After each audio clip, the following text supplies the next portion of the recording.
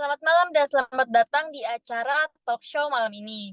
Nah, malam ini kita akan membahas sebuah kasus medis yang kontroversial banget nih, yaitu kasus Mary and Jody. Mari kita mulai dengan mendengarkan pandangan dari panelis pertama kita. Apakah Anda setuju bahwa kasus ini merupakan dilema moral? Ya, saya setuju bahwa kasus ini merupakan dilema moral.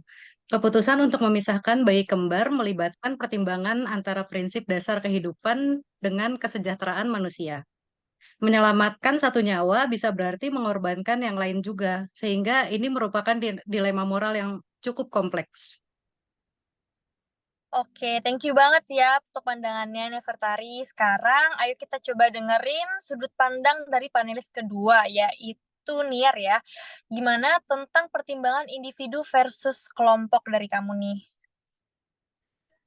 Oke, jadi menurut saya percaya bahwa kasus ini memunculkan konflik antara kepentingan individu, yaitu keselamatan salah satu bayi dengan kepentingan kelompok yang melibatkan risiko atau kerugian bagi bagi yang lain. Nah, prioritas antara kepentingan individu dan kelompok harus dipertimbangkan secara hati-hati dalam mengambil keputusan. Oke, terima kasih ya untuk Niar. Sekarang kita coba yuk dengerin dari pandangan panelis ketiga nih, gimana tentang prinsip otonomi dan keputusan dari pasien. Oke, boleh Ara?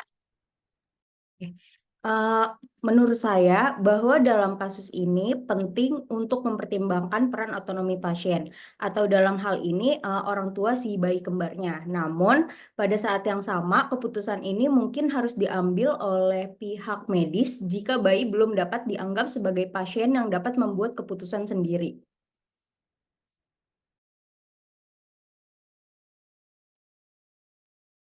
Oke, kayaknya cukup ya pandangan untuk bertanya ke panelis 4, yaitu adalah Desti Yoga. Nah, menurut Desti nih, gimana sebenarnya etis dengan mendengarkan Desti? Kalau menurut saya, dalam konteks ini pertimbangan meta-etis menjadi sangat relevan. Apakah kita harus memutuskan berdasarkan konsekuensi yang diharapkan dari tindakan tersebut, ataukah kita harus mengikuti kewajiban moral tertentu tanpa memandang hasilnya? Ini adalah pertanyaan yang harus kita pikirkan secara mendalam. Oke, bagus banget ya opini dari panelis keempat kita. Sekarang coba kita lanjut untuk dengar panelis kelima, yaitu dari Fatani. Tentang hubungan antara etika kesehatan dan juga etika hukumnya. Ya, jadi saya percaya bahwa dalam kasus ini penting sekali untuk mempertimbangkan keseimbangan antara prinsip-prinsip etika kesehatan yang menempatkan prioritas pada kesejahteraan pasien dengan mempertimbangkan hukum yang ada dan norma-norma sosial dan sosial yang berlaku. Oke, bagus juga nih opini dari panelis kelima kita. Sekarang coba kita lanjut ke panelis keenam, yaitu ada Maulani. Terima kasih ya tadi Fatan untuk pandangannya.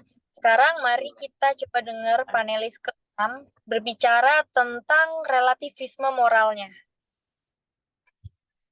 Kasus ini juga memunculkan beberapa pertanyaan, apakah keputusan ini bersifat relatif atau universal. Apakah nilai dan norma ini kita bisa terapkan tergantung pada budaya dan konteks tertentu, ataukah ada prinsip-prinsip etis yang bersifat universal yang dapat diikuti. Oke, thank you ya Firda untuk pandangannya. Sekarang kita lanjut ke panelis ketujuh, yaitu panelis terakhir kita nih teman-teman.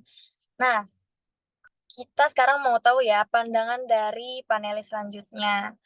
Gimana sih opini dari panelis terakhir ini tentang prinsip-prinsip etika fundamental yang terjadi di kasus ini?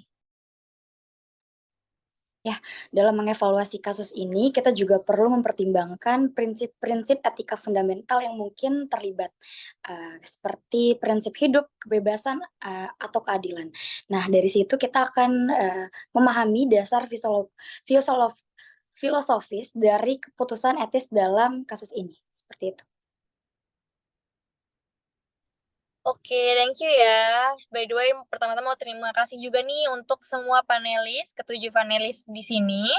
Sekarang saya akan menyampaikan pembahasan terakhir kita nih tentang alasan pengadilan memberikan izin kepada tim dokter.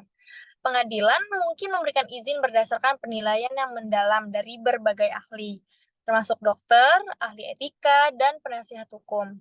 Mereka dapat mempertimbangkan juga prinsip-prinsip hukum dan etika yang relevan, kesejahteraan anak-anak, dan norma-norma medis yang berlaku pada waktu itu.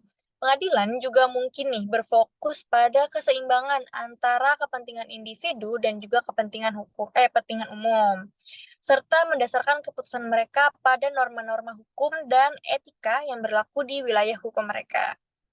Oke, jadi karena semua panelis udah memberikan opininya masing-masing, saya mau terima kasih pokoknya kepada semua panelis yang telah berpartisipasi dalam diskusi malam ini. Kasus Mary and Jody memang membawa banyak pertanyaan etis yang mendalam dan memerlukan pemikiran yang cukup cermat untuk menentukan langkah terbaik yang sejalan dengan norma-norma dan etika moral yang berlaku yang kita terapkan. Itu saja sih ya dari saya dan dari perkumpulan kita malam ini. Terima kasih banyak sekali lagi untuk para panelis dan sampai jumpa di acara berikutnya. Selamat malam.